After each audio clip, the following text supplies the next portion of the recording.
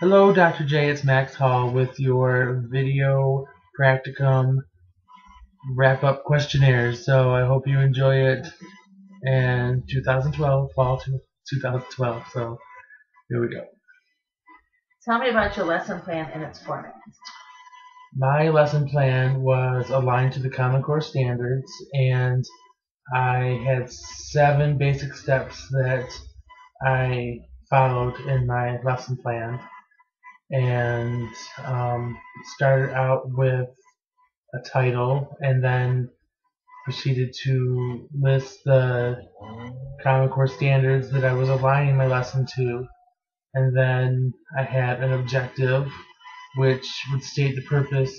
Well, didn't really state the purpose, but the objective was what I was hoping to gain by the end of the lesson. And then I had a purpose for the lesson, which was to get the students to learn enough from me to perform the objective. And I had input in modeling in the lesson where I gave them information and I would show it. We did kind of a group dance, and I had a life-size skeleton that I used to display information as to be an image for them to relate to, and I used I had definitions and stuff that I would put on the board next to the skeleton. I also did I had focus questions that I asked the students and kind of got the ball rolling and introduced the topic. And then I also did an assessment where I handed everybody index cards that had 2 images, one image on one side and one on the other side, and they would have to, I would ask follow-up questions after the lesson, and then they would have to answer either yes or no, true or false, by showing me one side or other of the card. And by doing that, it showed me if they understood what I was teaching them, and then if they didn't, a majority of them didn't, then I knew I'd have to go back and reteach to make sure that I was getting the information across. How effective do you think your lesson was? Overall, I think my lesson was pretty effective. I seemed to retain most of the students' attention during the lesson. I think I was engaging with my YouTube dance that I did. The video didn't play entirely, so I kind of wasn't expecting that to happen, but I asked them to just I improvised. I kind of did finish the dance on my own and had them follow along, and it was fun. We did a game of Simon Says, which made this, it showed me that the students knew where the body parts were that I was asking them to locate, and overall, I think it went really well. They seemed to do a good job with their hands-on activity that they did, and there were a few hiccups, but I think every lesson has that. How did you engage every student? I believe I engaged every student pretty well. I gave good eye contact. I spoke, loudly and clearly. I made sure when I addressed the children, I tried to ask questions and choose different students. And then when they went to their activity at their desks, I went around the classroom and I spoke to every student. I made sure that each one of them understood what was going on, and I helped them if they had questions. During the direct lesson, I did different activities, like I said, the dance and the Simon Says, and then we did the assessment questions, which I thought engaged. And I also had something I passed around the group for them to look at closer, a miniature skeleton, to have them have a closer look at some of the bones in our body that we were learning about. How would you interact with groups? Well, I would place the students in groups that I thought would get the most effective results. I wouldn't want to put all the friends together or anything. I would put them in groups that were going to get the job done and have the less trouble. And then I would know which students had which strengths and make sure those were with maybe some of the other students that maybe struggled in that subject, and so that I knew they could assist those students, and then I would work with the other students that were maybe struggling a little bit in other groups and just try and make myself as accessible as I can to the groups. And if everybody seemed to be having a hard time or have the same question, I would probably stop in the middle of the activity and maybe do a 5-minute reteaching lesson. How would you incorporate your objection into your lesson? I think I would, try to do it in different ways and come at it at different angles. I would try and, teach it verbally, show it, they can see it physically. I would have them get up and try and perform it somehow, and so that no matter what subject it is, you could probably still add a physical aspect to it, and just make sure that it's being taught in different ways, but it's not the same information going at them, just in a different, not doing it all the same way. Like I would say this A, say this, do this B, act out this C, look at this D, but it's all coming together as the objective. It's just a different way of saying it. How do you align this to your Common Core standards? I would align my objective to the Common Core standards by first looking at what I want to complete and what needs to be done. Look at what the Common Core standards are for what I'm teaching, and then think of a way to kind of bring the two together, to juxtapose the two so that they're working as one. And just no matter what the Common Core standard is, there's a way to align your objective to it. So you just have to get creative and make it happen. What was your key vocabulary? My key vocabulary for this lesson were skeleton, because this was a kindergarten class. I didn't know if too many of them would know maybe what skeleton was. I mean, we just had Halloween, so it's possible, but to actually know the definition of what the skeleton is. Also, I called them my junior orthopedic surgeons, and they may know what a surgeon is, but I knew they didn't know what orthopedic was. So I definitely used those three terms and defined them and made them understand, just broke it down to their level of understanding. So how did you teach your key vocabulary? I taught my key vocabulary by using my large visual that I had, the skeleton, a full life-size skeleton, up on the board, and I had the name of the term I was using, like skeleton, and I clipped that to the board, and then I had the definition underneath it, so they were there next to what I was using, like the skeleton. I had the orthopedic and I had the surgeon, and I kept referring to them on the board and pointing to them.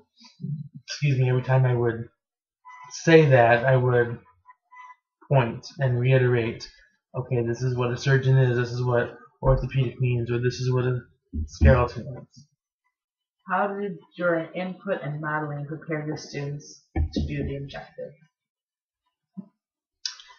I think my input and modeling helped them because the way I reiterated the skeleton and the body parts and the bone names and their location by doing the focus questions, by doing the um, assessments, by doing the anticipatory set activity, which was the video dance, and by doing the direct lesson, which was the Simon Says.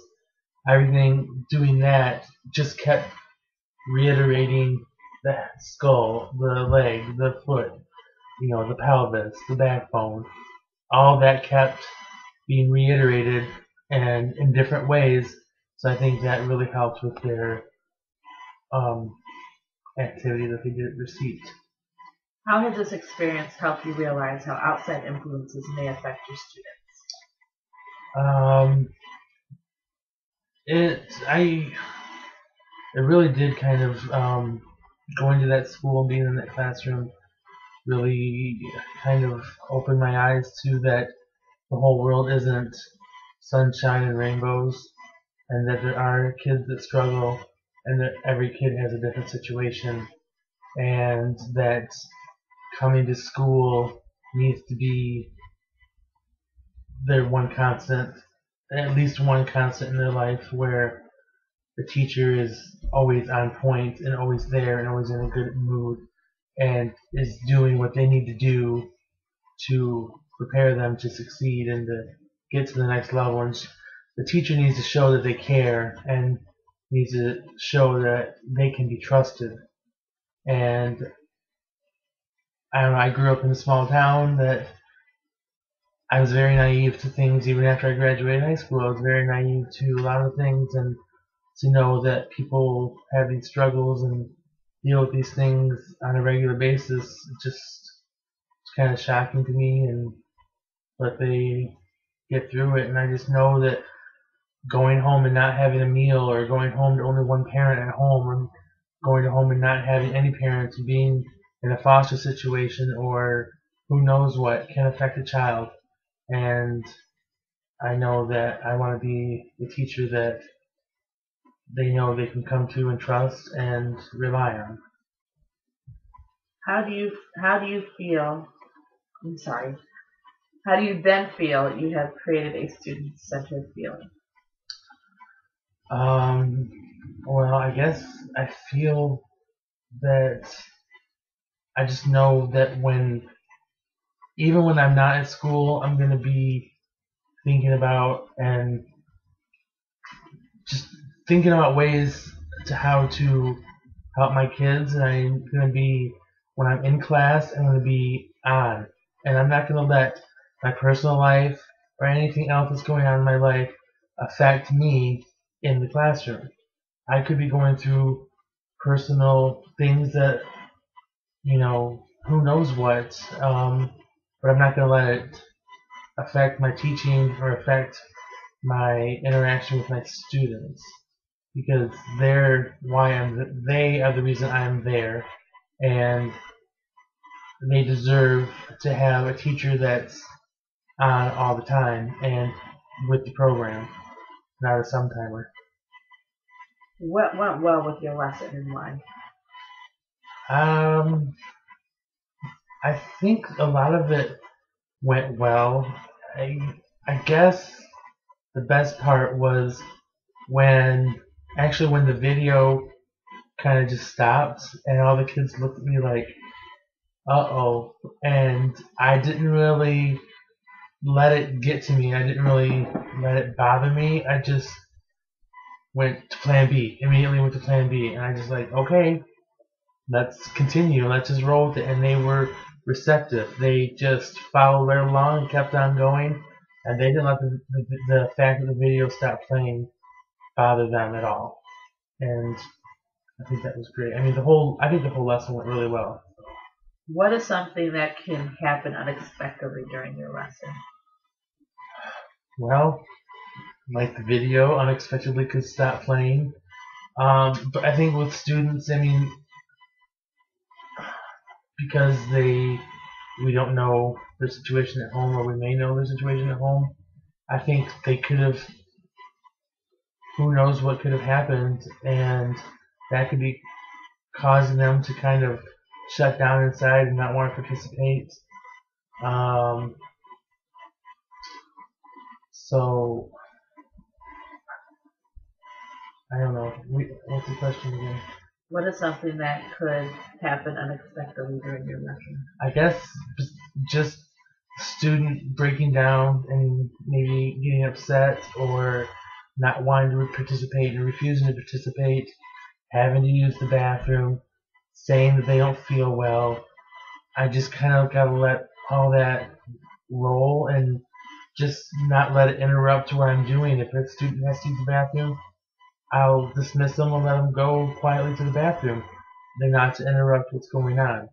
If they don't feel like participating and they're sick and they don't feel well, they need to sit with their head down and not interrupt.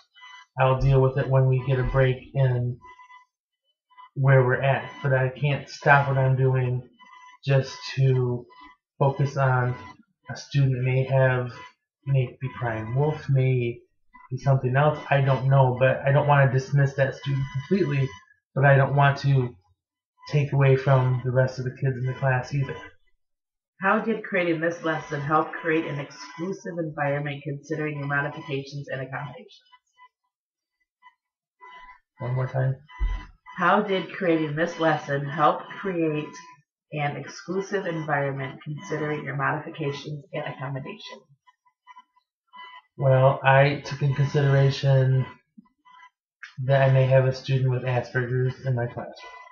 And so I decided that I would modify my lesson to be interactive and to use things that would trigger someone with Asperger's to want to participate or pay attention to. Since Asperger's children or people don't respond well to change, they like things cut and dry, normal, same day, in and out.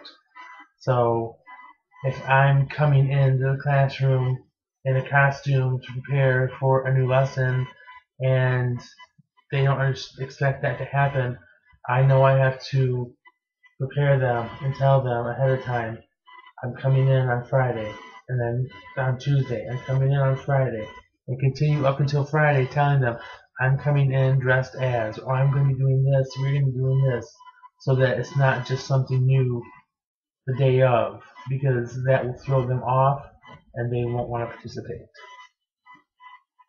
How has this experience helped you find yourself as an educator?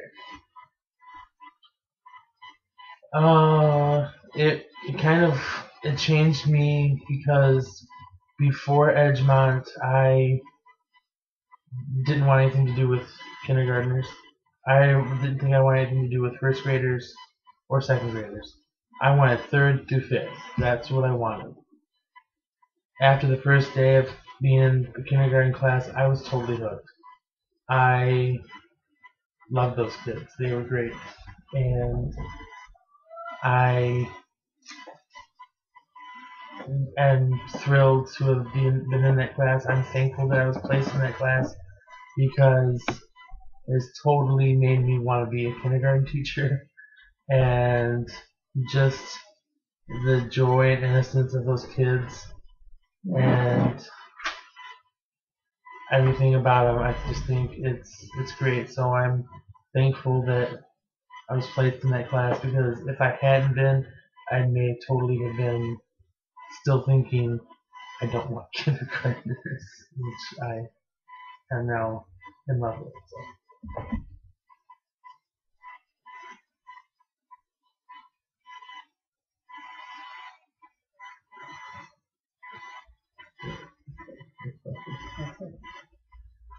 It's 15 questions.